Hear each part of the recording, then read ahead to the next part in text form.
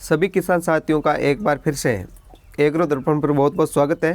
किसान साथियों, आज की इस वीडियो में यहाँ पर आप जो फसल देख रहे हैं ये पान मेथी की फसल है। पान मेथी जिसको कसूरी मेथी भी कहते हैं और पत्ता मेथी भी कहते हैं। पान मेथी या पत्ता मेथी कहने का कारण ये है कि इसके जो ये पत्ते होते हैं ये काम में लिए जाते हैं। इन पत्तों को तोड़ करके सुखा दिया जाता है। सूखने के बाद में इन पत्तों से बहुत ही अच्छी खुशबू आती है और इनको मसालों के रूप में काम में ले लिया जाता है। तो इस तरह से ये एक सुगंधित मसाला फसल है। इस सुगंधित मसाला फसल की खेती राजस्थान के नागौर ज़िले में खूब की जाती है। नागौर ज़िले के एक बहुत बड़े क्षेत्र में इसकी खेती की जाती है और शुरू से यहीं पर इसकी खेती की जाती है। अब धीरे धीरे इसके आसपास के ज़िलों में यानी बीकानेर, जोधपुर ज़िले के कुछ क्षेत्रों में भी इसकी खेती की जाने लगी है, क्योंकि यह खेती काफ़ी मुनाफे की खेती है। मेहनत इसमें थोड़ी सी ज़्यादा होती है लेकिन मुनाफे की खेती है। इस खेती के लिए पानी और खाद बहुत ज़्यादा चाहिए होता है। तो आज के इस वीडियो में हम बात करेंगे इसको किस तरह से पानी पिलाया जाता है, कैसे इसको तोड़ करके इसको काटा जाता है, किस तरह से इसको सुखाया जाता है, सुखा करके फिर कैसे इसको इकट्ठा किया जाता है और किस तरह से इसको बेचने के लिए ले जाया जाता है। तो इसको बेचने के लिए राजस्थान का यही एकमात्र स्थान है नागौर ज़िला, जहाँ पर इसको ख़रीदा जाता है। तो इसको ख़रीदने के लिए यहाँ पर बड़ी बड़ी कंपनियाँ आती है और इनके ठेकेदार यहाँ पर रहते हैं। यहाँ पर आप देख सकते हैं इसको इस तरह से फव्वारों के द्वारा पानी पिला दिया जाता है। पहले यहाँ पर हाथों से कटाई की जाती तो क्यारियाँ बनाई जाती थी, लेकिन आज क्यारियों की ज़रूरत नहीं है। फव्वारों के द्वारा इसको पानी पिला दिया जाता है और मशीन के द्वारा इसकी कटाई कर ली जाती है। तो मशीन की कटाई आप देख रहे हैं, इस तरह से इसकी मशीन के द्वारा कटाई हो जाती है और कटाई करने के बाद में इसको सुखाया जाता है। तो पानी इसके लिए बहुत ही ज़्यादा आवश्यक होता है फसल के लिए, क्योंकि इसकी पहली कटाई है वो फसल 40 दिन की होने के बाद में की जाती है और इसके बाद में हर 10 दिन के बाद में इसकी कटाई की जाती है।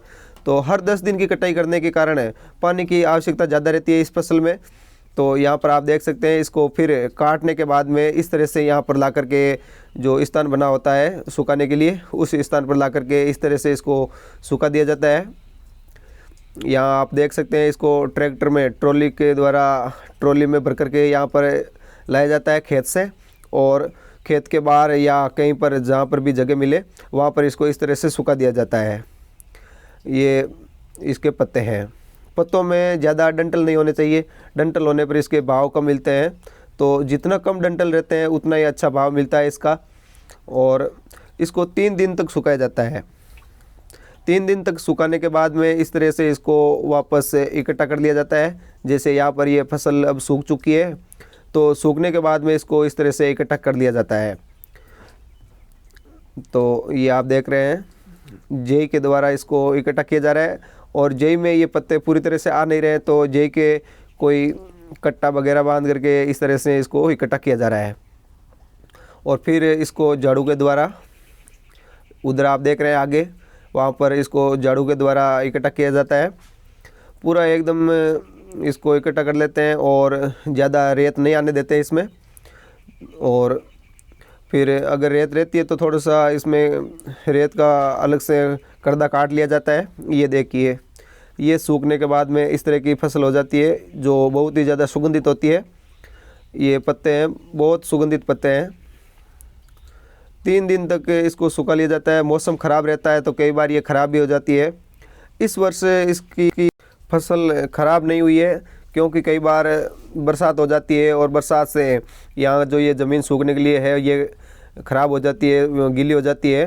तो काफ़ी ज़्यादा कई बार फसल ख़राब हो जाती है, लेकिन इस बार इसकी फसल ख़राब नहीं हुई है। तो ये आप देख रहे हैं, इस तरह से इकट्ठा करने के बाद में इसको ये गाड़ियों में भर करके, जो गाड़ी आप देख रहे हैं खड़ी, इस तरह से इन गाड़ियों में भर करके और इनको बेचने के लिए ले जाया जाता है। बेचने के लिए इसको नागौर ले जाया जाता है। धन्यवाद किसान साथियों।